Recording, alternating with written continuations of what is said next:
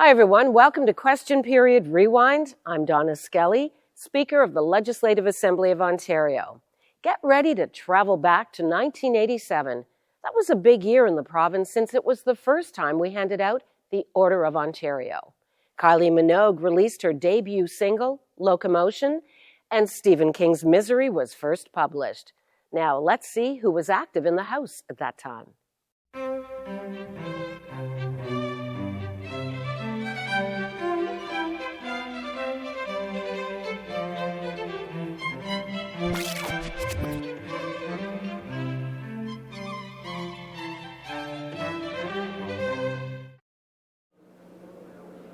Oral questions.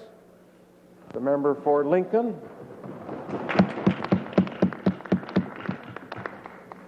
Thank you, Mr. Speaker. My question is to the Minister of Education. I wonder if the Minister could tell us what discussions he's undertaken with school boards and with the Ministry of Health regarding educational programs in our school system on the AIDS virus. Minister. As the honourable member will know, it's over a year ago that, working with my colleague, the Minister of Health, we prepared a fact sheet and other related materials on this particular matter. We had that material disseminated through the Ontario school system. We have as well been working with a number of others in the school community to ensure that there is proper leadership and sensitivity in this area, and I can assure the honourable member that we in the Ontario Ministry of Education will be continuing to do everything that we can to react to the current situation. Supplementary. Supplementary, Mr. Speaker, to the Minister. Given the fact that the Ministry of Health contribution in terms of education and support appears to be something around the $200,000 mark, and that compares to a total budget of that ministry of $10 billion. And given the fact that in Great Britain alone, some $40 million has now been committed to education and publicity to try and acquaint people with the serious problems of the AIDS virus, and given the fact that the Minister of Health's response recently to a question relative to AIDS was that people were best advised to, I quote, exercise caution, when might we expect the Minister of Education to take some greater initiatives that would provide a better understanding of the virus and to encourage preventative health programs to limit the spread of AIDS? Minister. Mr. Speaker, I want to say to my honourable friend that what we have done to date has been well received and has been certainly, in our view, positive. I note that there is more to be done, to be sure. We will very shortly be publishing our new guidelines for health and physical education, which will deal with AIDS. But I recall to the honourable member's attention very wise counsel offered by the Leader of the Opposition, who, speaking to this subject some time ago, indicated that it was a matter where local school authorities had an important role to play, and that we had to be very careful that we took such action that was sensitive to community situations. And I will say to the honourable member that we will, in the coming weeks, be working with others in the educational community to ensure that every reasonable action in the area of health and education that can be done will be done. Final supplementary, the member for St. George. Yes, Mr. Speaker. As the Minister is aware, the growing concern about the spread of AIDS is particularly among young people who have been sexually active and sexually experimental. The Minister is also no doubt aware that Toronto Board of Education filed a request with his ministry over a year ago to receive curriculum guidelines for the teaching on AIDS and the prevention of the spread of AIDS within the Toronto schools. They are still awaiting a reply. Will the Minister share with us when he is prepared to issue a full and complete curricula for the teaching of AIDS and its prevention within the public schools? Minister. To the honourable member that, as I indicated a moment ago, our health and phys ed guideline is being revised to take this situation, among others, into account. I expect that guideline will be available for distribution in the not-too-distant future, and knowing of the honourable member's interest, she can rest assured that I will keep her fully informed. New question, the member for Lincoln. Thank you, Mr. Speaker. My question is to the Minister of Health. On November 13th, 1986, I raised with the minister the fact that the community of Elliott Lake was without the necessary anesthetic services. Now, in the depths of winter, when transportation, emergency transportation, becomes a real problem, an increasing problem, that situation, as far as we understand it, is unchanged. Can you tell us when you're going to resolve this particular health care accessibility problem? Minister? Mr. Speaker, the honourable gentleman will be pleased to know, I think, that the Health Ministry has been working in concert with the people in the community of Elliott Lake to bring all possible applicants who are interested in Elliott Lake to the attention of the local hospitality facilities. I'm to understand that there are people who are interested in practicing there, and in the meantime I understand that there are locums in place to provide anesthetic services in Elliott Lake. Supplementary? This, Mr. Speaker, comes from the spokesman for a government that was going to make health care accessibility a priority. Let me try another one. Last week in the community of Marathon, Jim Marzoff, a drugstore operator, a pharmacist, operating the Marathon Drug Association Limited, opted out of the Ontario Drug Benefit Plan. This now leaves some 200 residents, most of them senior citizens, without local access to prescriptions under the Ontario Drug Benefit Program. Mr. Marzoff withdrew from the program because of the ministry's failure to properly compensate him for the prescriptions which he filled under the ODB program. Can you tell us when you're going to resolve this health care accessibility problem? Mr. Speaker, the honourable gentleman will again be pleased to know that the Ministry of Health has been making arrangements with respect to the people in Marathon, which I understand from an article which I read indicated about 150 seniors and people on social assistance programs. There are arrangements being made, or arrangements are made now for the supply of medications, either through the local pharmacy who is getting in touch with, I understand, other pharmacies to have the medications delivered, or other arrangements are being put in place. I can tell the individual who asked the question that, in fact, we are well aware of the Marathon situation, and we have taken steps to assist those people to get their medications. Final supplementary, the member for Rainy River. Thank you, Mr. Speaker. By way of supplementary, I don't think it's a question of the minister not being aware of the problems that are being put forward from the communities in Northern Ontario. As of January 1, 1987, the community of Atikokan, which has a population of 4,000, no longer has an anesthesiologist. They no longer have a surgeon. It now requires mothers of small children that require such minor operations like tonsillitis and appendicitis to travel 200 miles to doctors. And it requires additional time spent in the community waiting for the particular child to be released from the hospital. When the minister talks about being aware of the situation, that's all well and good. We're all aware of it. But when is the minister going to do something about it? When are you going to make doctors available to those of the people in Northern Ontario that require them? Minister? Mr. Speaker, the honourable gentleman had raised a question similar to this in estimates last week, and I thanked him for his suggestion. At that time, he also suggested that in terms of accessibility to the professionals, that we consider the BC situation where professionals were directed by the government before licensure to take up residency in certain particular areas. I can tell the honourable gentleman that we are not at this in this government using the BC situation where licenses are the basis on or at least the issuance of licenses are being used to direct people to a particular community. We are at this stage following the incentive programs which we believe will assist people to be accommodated to the smaller, less urban centers for practice purposes. We, in fact, are pursuing actions which will help specialists travel to smaller centers as well. And I think that overall the accessibility of healthcare in Northern Ontario has been heightened by our determination to improve services like the ambulance programs, like the specialist programs, and I know that the people of Northern Ontario have been quite pleased with the increased interest which our government has shown not only in healthcare but in all aspects of life and well-being in the northern reaches of this province.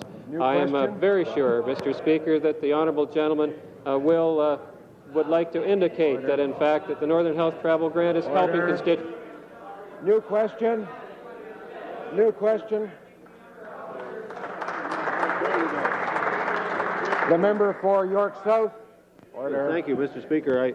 I have a question for the Minister of Consumer and Commercial Relations about a subject which I know is near and dear to his heart, the subject of car insurance.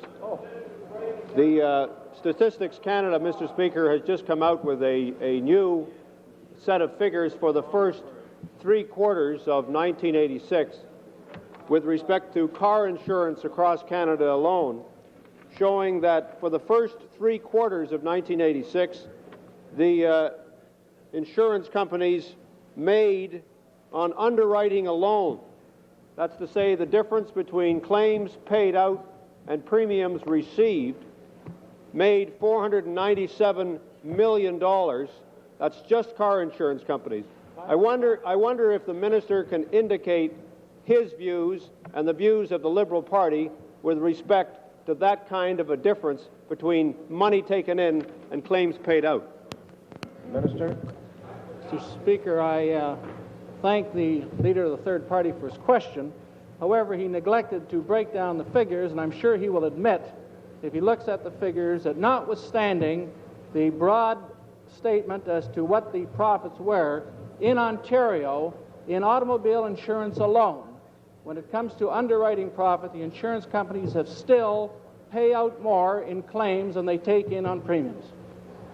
Supplementary. Mr. Speaker, that's not the information we have from Statistics Canada, and the only statistics we have from you, sir, and from your ministry date back to 1984. So if you have some more recent statistics to provide to the House, you haven't been giving them for the last 2 years.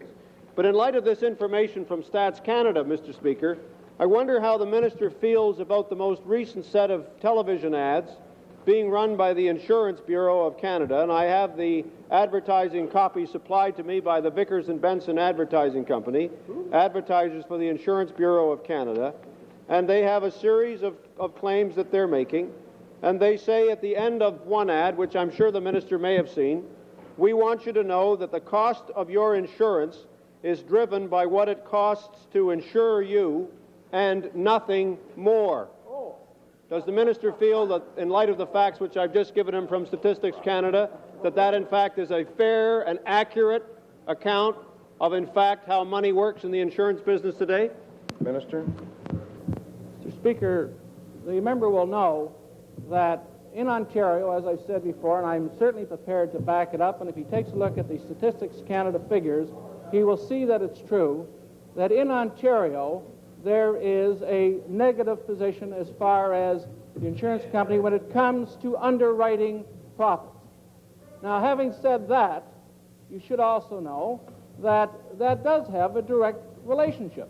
Even before the Western provinces got into the insurance business, even before they did, the costs, the underwriting costs in Ontario were always almost double. The loss ratios in Ontario are almost double that of every other jurisdiction in Canada. And it has nothing to do with the companies themselves. It has to do with the fact that we have the largest concentration of drivers. I've told you this before. In Manitoba itself, there are 600,000 drivers. In all of Manitoba, we have 6 million. And what has happened, and the member should know, and I'm sure he'll welcome this information, in November, I stated that the Manitoba Automobile Insurance Plan thought they were going to lose $4 million. In December, they thought they were going to lose $10 million. On January the 12th, the Winnipeg Free Press state... Order. Perhaps the minister would like to... Final supplementary. Mr. Speaker, I'm fascinated by what the minister has to tell us. We can have an argument in this place and outside as to the facts of the case. But what I want to ask the minister is this. There are now ads taking place across Ontario for very well-known reasons. Those ads have a political purpose. And what I am trying to get the minister is to say is whether or not he thinks the ads which are being placed by his very good friends in the Insurance Bureau are a fair and accurate assessment of what is going on in the insurance business in this province and indeed in Canada. And I want to go back to the minister and ask him, is it a fair statement to say, we want you to know that the cost of your insurance is driven by what it costs to insure you and nothing more? Is it fair to say that there are no other factors involved, such as a little thing called profit, when it comes to what the car insurance companies in this province are bilking the car drivers of Ontario? Minister? Mr. Speaker, far be it from me to comment on the merits and benefits of advertising. The NDP has taken it upon itself to enter into an advertising campaign, and no one has asked me whether I think there's any merit in their campaigns. So I would suggest that when it comes to the industry, it is a free market. They have the opportunity and the privilege of stating their case to the public, and whether the public buys it or not is their business. New question? New question, the member for York South. Well, nice to know we have a Minister of Consumer Relations who's out there to protect the consumer. The new question Mr. Speaker, is to which minister? question that I have for the Minister of the Environment. I wonder if the minister can explain the following set of facts. If he can explain why it is that we are now at the 11th hour in our relationship with the state of New York, the Durez site property and the dumping of chemicals by Occidental, the extraordinary information which has not been made available to this House by the minister, but which has apparently been shared by him with his colleague in New York, Mr. Hank Williams. I wonder if the minister can explain why all this has taken place, why we are in the dark in Ontario with respect to the degree of dioxin poisoning, when the minister apparently has information, why the ministry's response has been so utterly ineffectual, and why, in fact, at the 11th hour, we still have no guarantee that that site is going to be cleaned up in a way that will preserve, in as much as it can now be preserved, the integrity and quality of the Niagara River. Minister? Well, I'm glad that the member from York South has raised an issue of this kind. He would know that since I've been the Minister of the Environment, that one of the issues that I have consistently been pressing with our American neighbors has in fact been the situation that exists in Niagara Falls, New York. One of the reasons, and I have been criticized in many quarters for this, that we do not have an agreement that has been signed with the Americans in terms of an overall accord on this issue, is because I have refused to sign such an agreement until such time as we have in such an agreement a specific schedule for the reduction of contaminants and, in fact, a specific percentage of reduction that would be agreed to by both sides. In addition to this, I have asked for a meaningful reference to the excavation of those sites immediately adjacent to the river. And my ministry and officials of my ministry have communicated on many occasions to our American neighbors our concern about the situation as it relates to contaminants on the other side and our demands that they be cleaned up. We will continue to press this case as we have in the past, and I would expect that as a result of the continuing efforts and the support of the member for York South and others in this House, that our voice will be added to. But I want to assure the member that on very, very many occasions, both here in Canada and in the United States and in New York State, Order. I have put forward that case. Order. Supplementary. Mr. Speaker, I really think the minister can't be allowed to get away with this kind of thing. He's had his knees cut off with respect to Kimberly-Clark, and now we have a Minister of the Environment who has failed. When he was in opposition, he was up every day with respect to what is going on in the Niagara River. Now that he's the minister in a position to do something, Mr. Speaker, we have a minister who was unable to inform this House as to what is going on with respect to the poisoning of one of the major international waterways between Ontario and New York State. Mr. Speaker, can the minister explain how, when New York State officials have said there is no question that this dump is contributing to the deterioration of the Niagara River, and when the lawyer for the New York Attorney General has said that the Love Canal sewers aren't as bad as this in terms of the mountains of chemicals, and that's a direct quote from Mr. Washington, who's the lawyer for the New York Attorney General, can the minister explain why he has made no statement in this House with respect to this source of contamination and no statement in this House with respect to information which he has about how badly poisoned that dump site is and how bad the poisoning of the Niagara River is as a result, why he has kept those facts from this House and why he's not made a statement?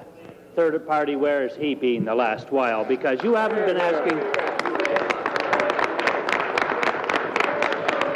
The leader of the third party, I have. I've been in this House more than you have and more than your leader has. Order. That's right. Hear, hear. Hear, hear. The leader of the third party... Order. Order. Order. Would the minister take a seat? Order. Order.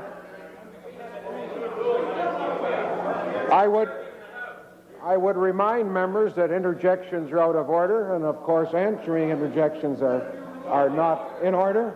And if the minister would like to point his finger, maybe he could point it at the speaker and speak through the speaker to the member. Well, through you to my friend, the member for, and he's still my friend, the member for York South. The member for York South, Mr. Speaker. Obviously, he has read a poll that says environmental issues are important issues. So every day now, in the House, the leader of the opposition is going to get up and ask an environmental question. Third party. But the third party. And it is, and I think he has got a genuine concern. I don't want to indicate he hasn't, because I sincerely believe the member has a concern about that. But what I want to indicate in answer to his question, Mr. Speaker, what I want to indicate in answer to his question is consistently with this site and other sites, I have consistently stated the position of the province of Ontario. Now, we have been criticized, and the member will know, for being dogmatic on this issue, for having standards which are too high on this issue, for constantly harping at our American friends. And it's criticism that I'm prepared to sustain. But on a consistent basis, in this site and other sites, I have commented very strongly to American authorities about them, indicated that we feel that there should be an immediate cleanup, and I continue to do so, and I will continue to do so beyond this day. Mr. Speaker, the minister's got an overdose of Frank Mitty disease. He seems to think everybody around is saying, I'm too tough.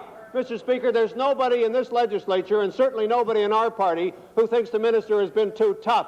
Our concern is that the minister has not stood up. The minister has not stood up. Now listen, Mr. Speaker, perhaps if the minister has been so strong, perhaps he can explain, Mr. Speaker, perhaps he can explain why it is that when testing shows that the storm sewer is contaminated with 115 parts per billion of dioxin near the plant site to 15 parts per billion near the river, when the concentrations of chlorobenzenes are more than 2% of the sediment, 23,000 parts per million, can the minister explain why the Ministry of the Environment has yet to release full analysis of sediment samples and spot-tail shiners which were allegedly done in November of 1985?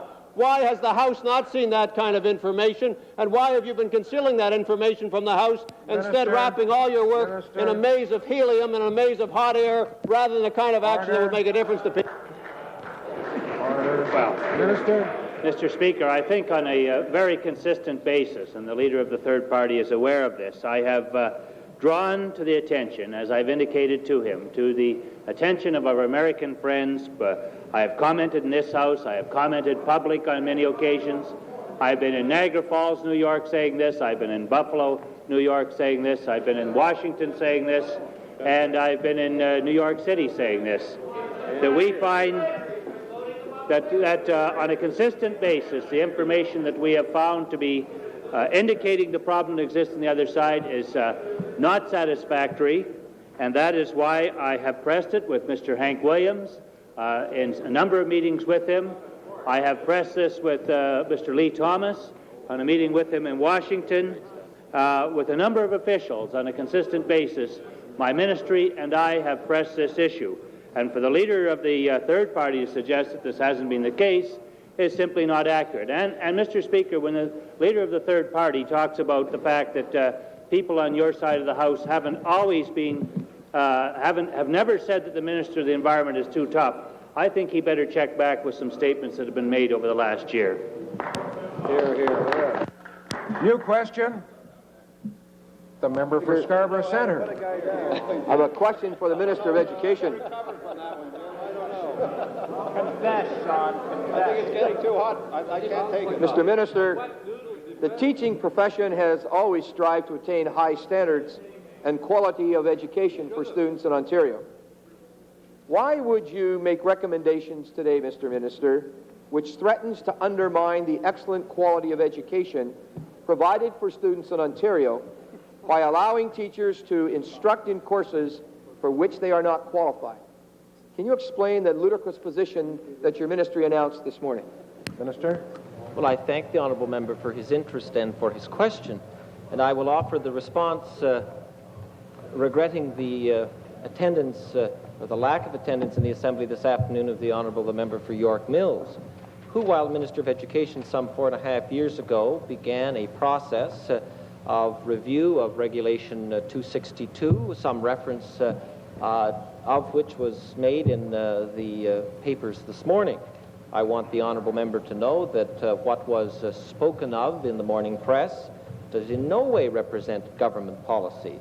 It represents rather the efforts to consult with the educational community about ways and means that we might address a number of the concerns that have been identified, and I would not want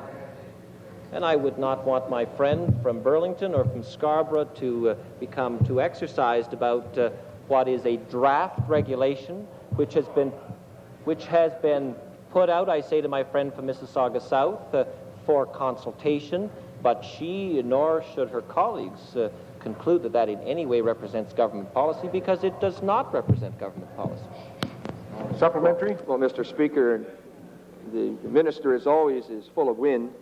One of the problems, Mr. Speaker, and the minister knows it, is that with regulations, he can put them out for all he wants. He's quite capable of changing the regulations anytime he wishes, and there does not have to be any consultation, nor does there have to be any public discussion. But, Mr. Speaker, that's not my question. Mr. Minister, more emphasis is now being placed upon education in providing qualified guidance teachers to assist young people in making career choices in the selection of subject areas, and where required, personal counseling. It appears that by the recommendations today, your actions in effect are saying to the, well, look, I know you're deeply concerned about your child selecting the right courses and finding a job when they finished, but I want you to know that I'm now going to allow unqualified teachers to help your child make that important decision. And so I ask you, Mr. Minister, what do you say to the parents and the students today who, because of that article, will understand that there will now be unqualified teachers instructing their child in guidance and course selections which affect them for the rest of their lives? Minister? Mr. Speaker, I would say, as I look and listen to the honourable member and think about the preamble to his supplementary, that given the choice, I'd rather be full of wind, Mr. Speaker. But I want to say, Mr. Speaker, I want to say, Mr. Speaker, that I want to say, Mr. Speaker, I would say to the parents, and I would say to others, that this is not government policy. This is but a draft regulation that tries to and will, I think, effectively produce an important and constructive consultation, out of which will come, Mr. Speaker, a change in government policy, but only after that consultation. And I would say in conclusion, Mr. Speaker, to the very distinguished former chair of the Scarborough Board of Education, that as he knows from his long and distinguished experience in that responsibility, there are thousands of letters of permission that authorize teachers to instruct in areas for which they do not have the required qualifications. And I want to say, Mr. Speaker, that as we move forward as we move forward, Mr. Speaker, I'm sure the consultation will elicit from the honourable member the kind of advice that will help us resolve this interesting situation. New question. New question, the member for Algoma. Mr. Speaker, I wonder if the draft was caused by the wind. But I have a question of the Minister of Health. Will the Minister confirm that the locums he has, or the ministry has, going to Elliott Lake to provide anesthetic services, in fact, are not available every day of the week?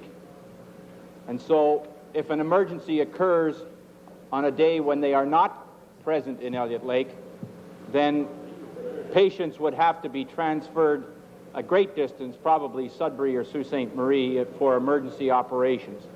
And if that is the case, can he also confirm that the locum system does not deal with the question of actually providing full-time anesthetist services in Elliott Lake, and that, in fact, the Under-Services program has not been successful in doing that? Minister? Mr. Speaker, I can't confirm what the honourable gentleman says, only because I haven't heard that suggested, but I will look into the circumstances and see whether or not locums are there on a daily basis. I will then get back to the honourable gentleman. With respect to the other question, it is my understanding that there are people interested in being in establishing practices in Elliott Lake, and from that standpoint, our underserviced area program is continuing on with the recruitment process and assisting the people at the hospital to accomplish full-time residence in the community by people trained to deliver anesthetics. Supplementary? Thank you, Mr. Speaker. Could the minister indicate to us how many positions, medical positions, both specialists and general practitioners, are vacant in communities in the north that are under the Underserviced Areas program? And considering that that is a considerable number, will he follow the lead of the province of New Brunswick, which has established a program for medical students to attract them back for summer employment to medical institutions in that province, so that they can develop some sort of relationship with those medical institutions in those communities as a way of encouraging them to set up practice in those communities when they graduate, particularly considering the proposed program announced by his colleague, the Minister for Skills Development for Northern Student Employment. Minister? Speaker, the suggestion which has been made by the honourable gentleman about attracting students via the bursary program has been made by a number of other of the colleagues from Northern Ontario with respect to some programs. In fact, last year, I believe that estimates that same suggestion was made by the member from Lake Nipigon and a couple of other of his colleagues. I can tell the honourable gentleman that I do not have an exact number of placements which are being requested. I do know that there was a very active group of people from Northern Ontario communities, underserviced area communities here in Southern Ontario in late October, I guess it was, for a week when they pursued a number of leads with respect to people who would be interested in attending and setting up practice in Northern Ontario. The rate of success of that, I understand, has been very encouraging, and in fact, I understand that there will be probably further decisions to be made very shortly by individuals who have been recently graduated from some of the programs, and I expect that probably we will be able to assist the community in Elliott Lake, for instance, with some of their difficulties if the leads continue to be as promising as I understand they already are. New question, the member for Sarnia. Thank you, Mr. Speaker. My question, if I can get his attention, is for the Attorney General, and it's with respect to the issue of legal aid. Is the Attorney General aware that in connection with the process used for the approval of assistance through legal aid, that there has in fact been a directive go out of his ministry indicating that the number of cases that can be processed in the individual areas has in fact now been reduced? Is the Attorney aware of that? Minister? Mr. Speaker, I'll make inquiries about that. I find it difficult to understand the point that the honourable member has made because, as he undoubtedly knows, legal aid is run on behalf of the public by the Legal Aid Committee of the Law Society of Upper Canada, and any determinations about the way it should be delivered, apart from the statutory and regulatory framework, are determinations that are made by the Law Society of Upper Canada. But I will undertake to look into the matter and report to the honourable member. Supplementary? The attorney is aware that the funding for legal aid comes from his ministry, and that the funding, in fact, if the number of cases is going to be reduced, that funding will be reduced as well. And my understanding is that the process being used at the moment for approval of these particular cases has, in fact, resulted in fewer cases being approved. The end result of that meaning that fewer dollars will be provided for by your ministry to pay for that particular service, so that it does, in fact, have an impact on the Attorney General's ministry. And I would appreciate him looking into the matter to determine whether, in fact, this is happening. Minister? To do so, as I said, as the honourable member perhaps also knows, the requisition for funds comes on a certificate from the Legal Aid Committee of the Law Society of Upper Canada, which simply recites the amount that they have contracted to spend over the preceding quarter and invites a check from the treasurer to cover that sum. So the decision as to what services will be provided and in what cases will be made in the first instance by the Law Society of Upper Canada. New question? The member for Hamilton West. Mr. Speaker, I'd like to return to the question of the deregulation of teachers' qualifications with the Minister of Education. The Minister has suggested in his response to the member from Scarborough Centre that this is not ministry policy. And of course, it's not, but it is a proposal and apparently a serious one. The Minister apparently, as he has confessed to us, is taking a Tory initiative, bothering the boards of the province with it, but apparently he's trying to distance himself from it at the same time as he's spoken in this House.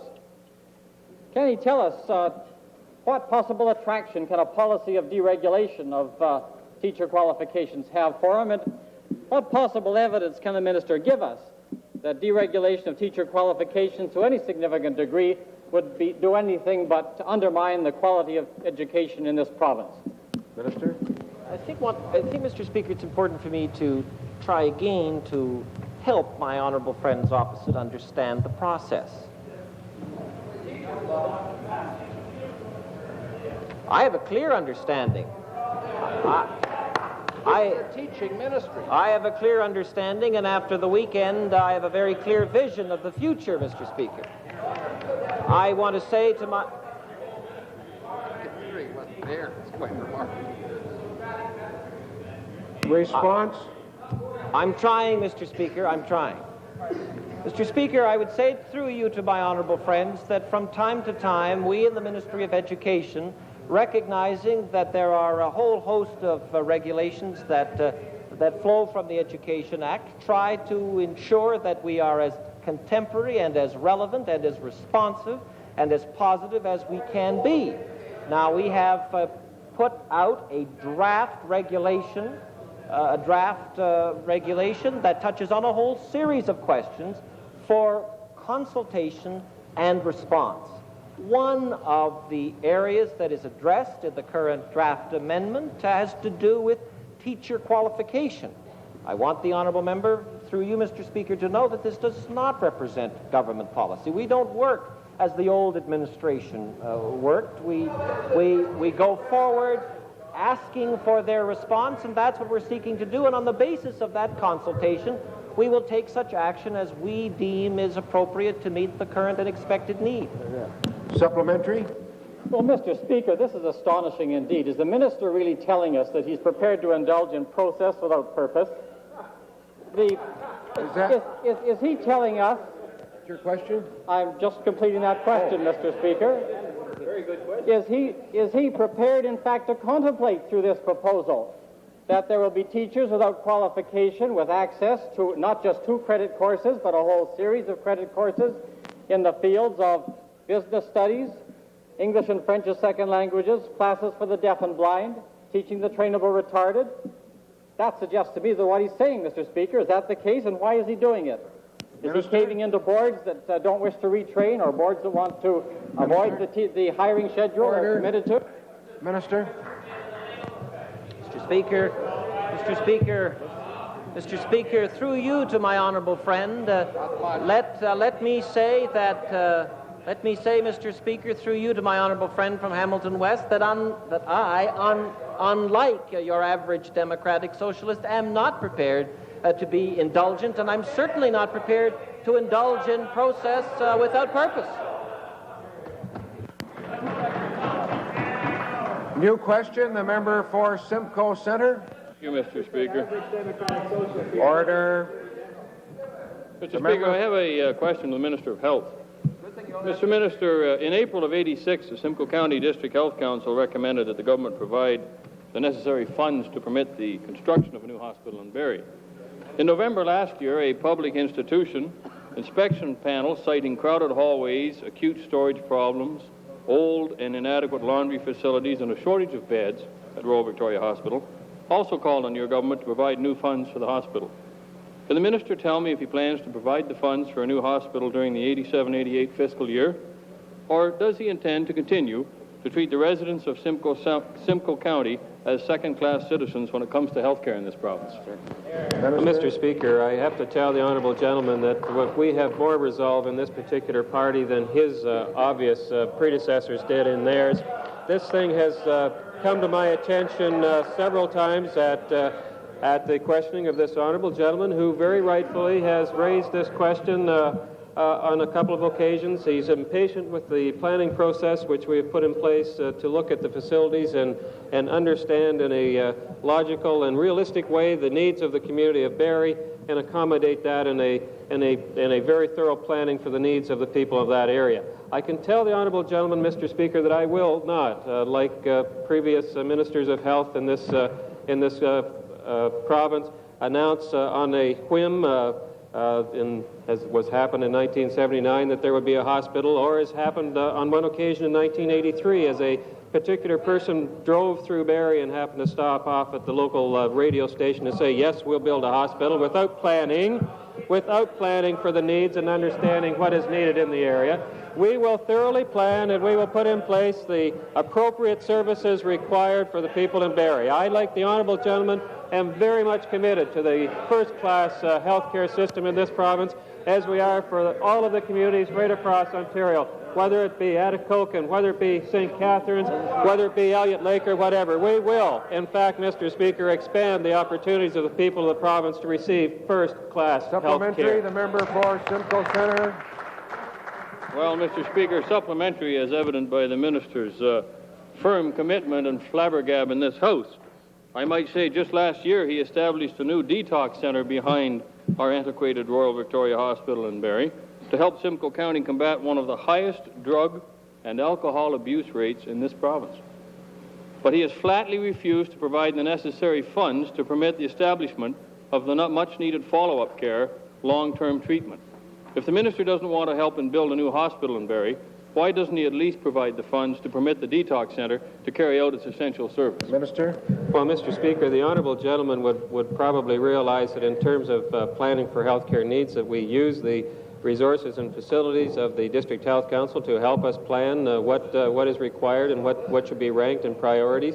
We have, Mr. Speaker, made an incursion into the provision of better service for alcohol and drug addictions province-wide. It may have been that your particular facility was unfortunately not one of the programs which received funding this past year, but I can tell you that that does not mean in any way that we are not committed to the very valuable work that is done at the community level by alcohol and drug addiction program providers.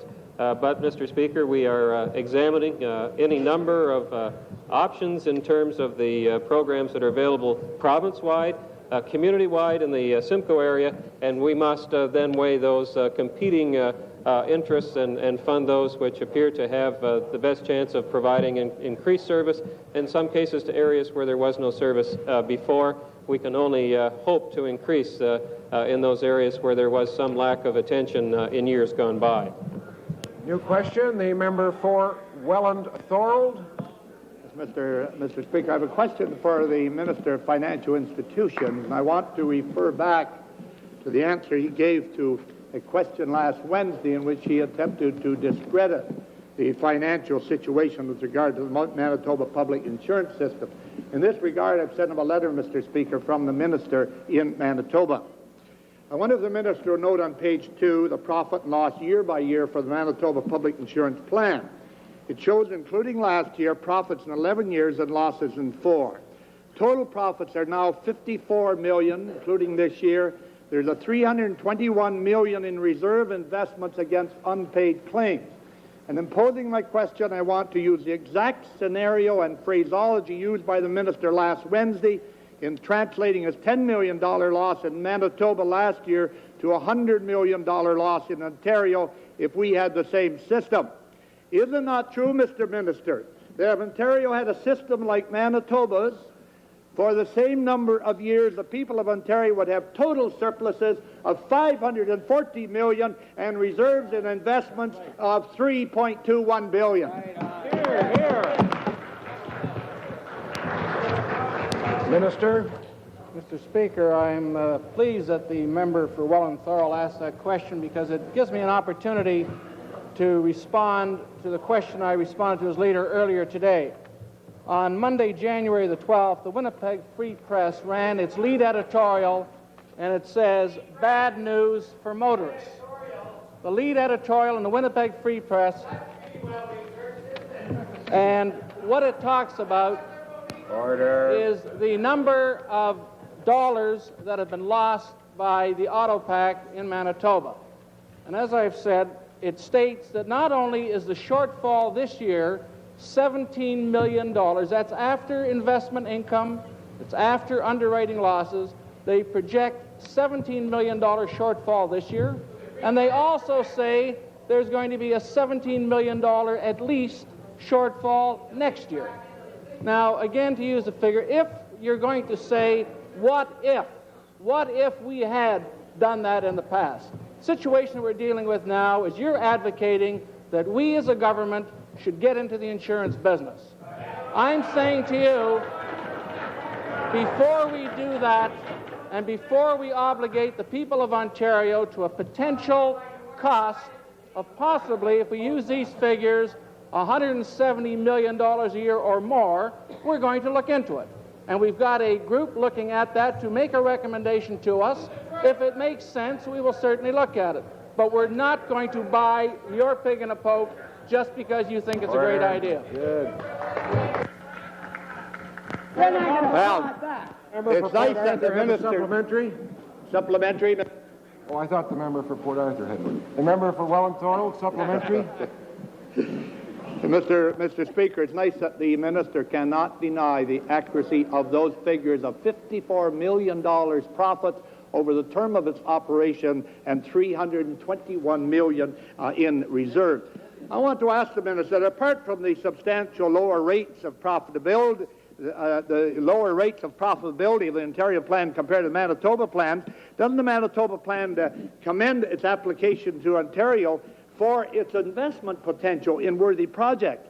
Is the minister aware that of the $321 million reserves, $23 million has been invested in 35 capital projects for schools, $30 million in 75 municipal projects, $49 million in 100 hospital and health projects, and $172 million in provincial projects like hydro? Wouldn't you think, Mr. Minister, that it would be beneficial to have that $3.21 billion to invest in those kinds of worthy projects here? And don't you think that would be better than the public not having a single dollar to show for their massive premiums in this province? Minister? You've got it.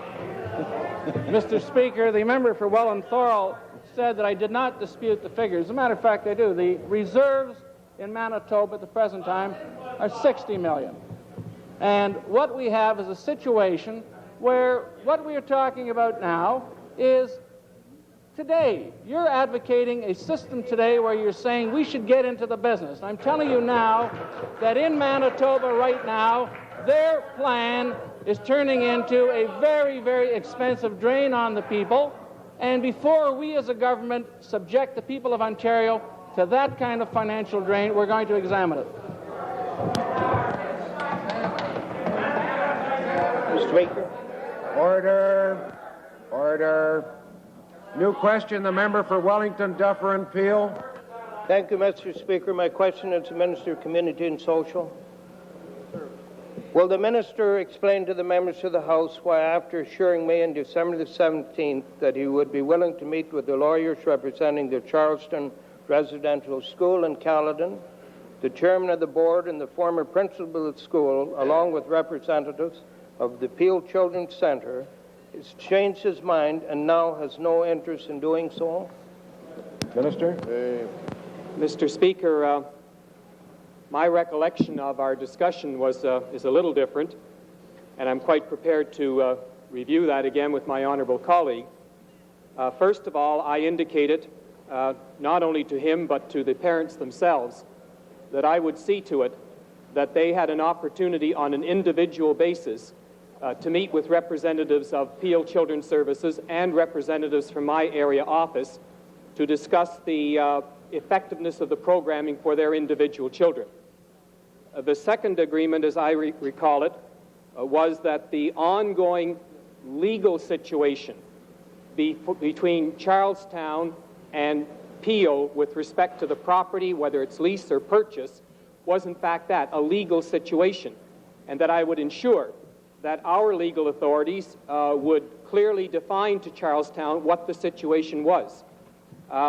Mr. Speaker, my recollection is that since the Dunsters are no longer associated with this program in any way, that there is no valid reason for me to meet with them, and I can't recall making that commitment, but I will discuss it further with my honourable friend. Supplementary. Mr. Chairman, Mr. Speaker, in our conversation, Mr. Minister, I suggested you meet with the chairman of the board and also the lawyer representing the board, not just Mr. Dunster. There's a problem with legal clarification necessary, but there's also a problem relating to the residential children in that facility. And Mr. Minister, I feel you're negligent if you refuse to not meet with them to try to clarify this very urgent situation. Minister?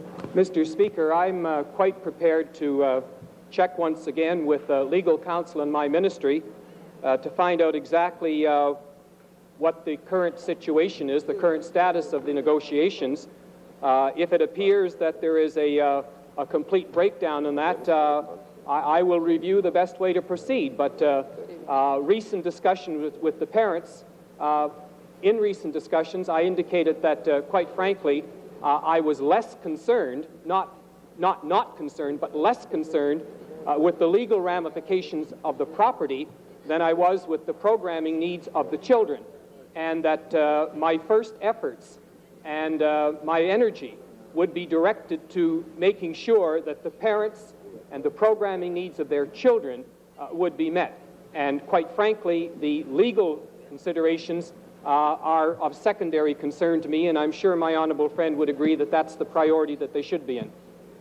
New question, the member for Etobicoke. I have a question of the Minister of Consumer and Commercial Relations concerning his abominable response to the Ombudsman's report on Argosy, a matter that the Ombudsman has called one of the largest frauds in Ontario history. Mr. Speaker, the Ombudsman's report clearly demonstrates that the regulatory actions of the government were wrong and unreasonable, and that a majority of the people that lost their money were over 60 years of age. Many of them were forced to come out of retirement and start working again at that age, and indeed many of them were forced to move in with their children as a result of the financial hardship of losing their life savings. Why has the minister decided to turn his back on these people and refuse to accept the report of the Ombudsman of Ontario? Minister? Mr. Speaker, I agree with the member that the fraud was one of the most abominable in the history of the province. But where we part company and where I don't agree is that there was regulatory failure. The Ombudsman in his report could not pinpoint a specific regulatory failure. As a matter of fact, found only arbitrarily 50% regulatory failure, whatever that means, and then went on to state that it had been over a period of years. As a result of outside legal consultation, we cannot find any regulatory failure, and I think that if we were to in any way contribute any government funds in resolving this problem, we would set a very dangerous precedent. We would be in a position whereby we would set a standard of expectation that anybody that invested anything in Ontario, if it went bad, would have recourse to the government. And I think as a minister responsible to the people of Ontario, I have an obligation to make sure that the funds that are raised from the people of Ontario are used expeditiously and with great care, and as a result of that, I have rejected the Ombudsman's claim. Supplementary.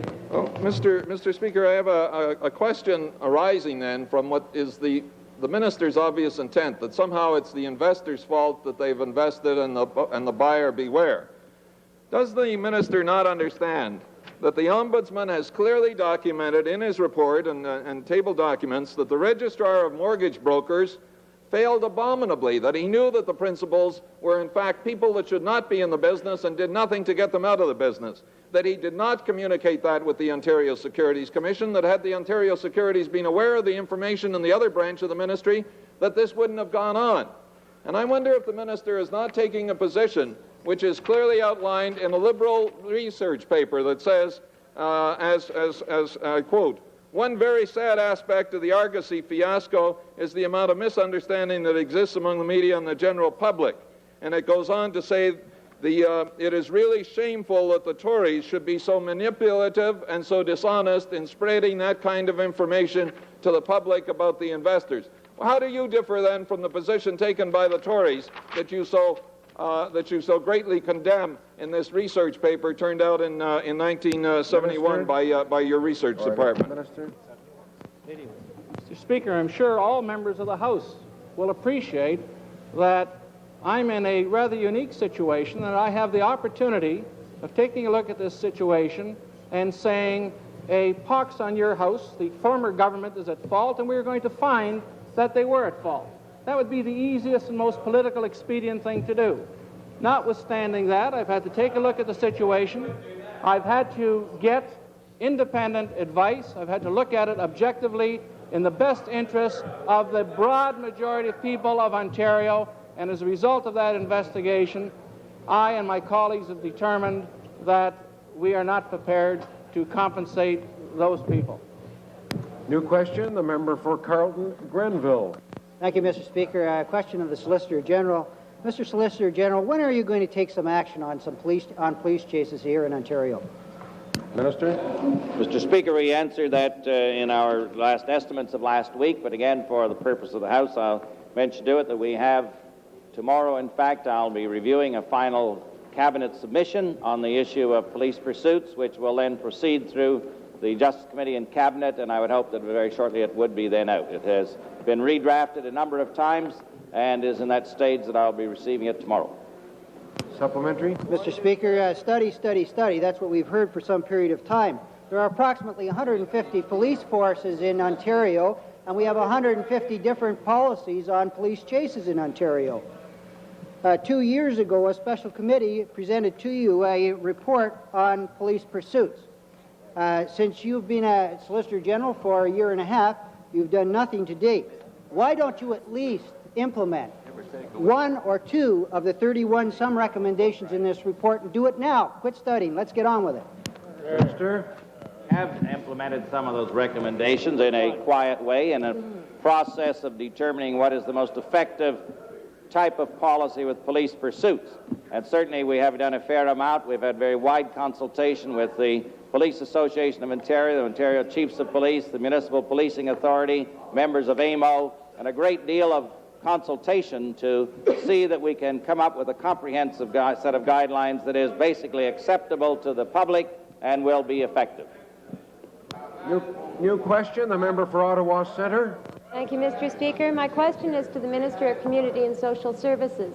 I wonder if the Minister would tell us, following on the report released last week by the Daycare Coalition, concerning the quality of daycare in Canada, and the survey by daycare inspectors, which indicated that fully 25% of those private profit-operated daycares were either poor in terms of the quality of program provided or very poor, how he can justify the proposal to provide public funding in a direct grant to private profit-operated daycare centers in Ontario.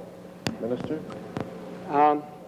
Mr. Speaker, I had an opportunity to meet with the Daycare Coalition on Tuesday morning before they publicly released that report. At that point in time, they indicated to me that they were going to say that 38% of the growth in the system in the last year was in the commercial area. I told them that their figures were wrong, and they went ahead and released it anyway. The actual figure is that the growth in the past year was 7% in the non-profit area, 4% in the commercial area. The second point that they drew to my attention was the figure that that's the reality, that's the real figures. The second point of the member's question was with respect to the percentage. What they neglected to point out was that in that report, it clearly says that while there are more problems in the commercial sector, the main reason is because they get fewer resources, and that the response is not to abandon them, but to improve the resources available to them. That was not made public. Time for oral questions has expired.